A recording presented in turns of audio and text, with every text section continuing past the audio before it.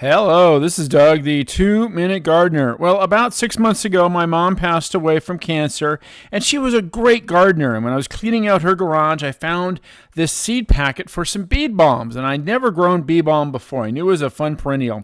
So I just threw the seeds into the rose garden and forgot about it.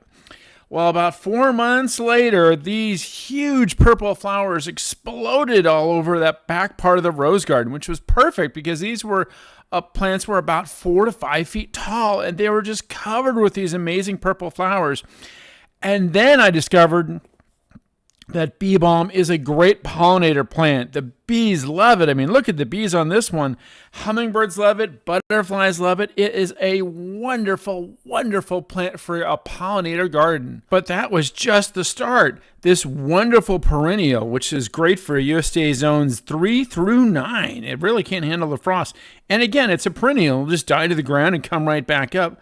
Is a fabulous summer blooming plant that is also rabbit and deer resistant.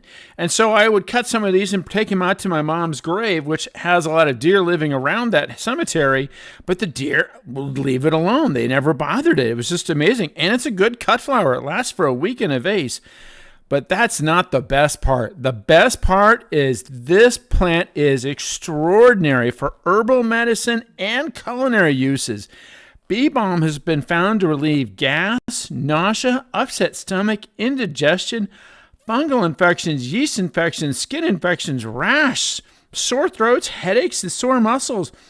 You can use it in teas. If you grind up the leaves, it smells just like a tea leaf. It has a very potent smell. It's really wonderful. You can use it to flavor salads and drinks and meats. It's a great culinary cooking type herb. It is edible. Even the flowers are edible. You could feed them to tortoises and stuff. Use it in kind of potpourris and baths. So definitely want to get some hands on some bee balm. There's links in the comment description on how to order either seeds or plants from my Amazon page. And you got to try some. It's really great in the backside of flower gardens because, again, you're looking at something that will get about 4 to 5 feet tall. Just a wonderful, wonderful plant. Again, this is bee balm. I strongly recommend it to add it to your flower gardens, especially if you really want to have a nice pollinator garden.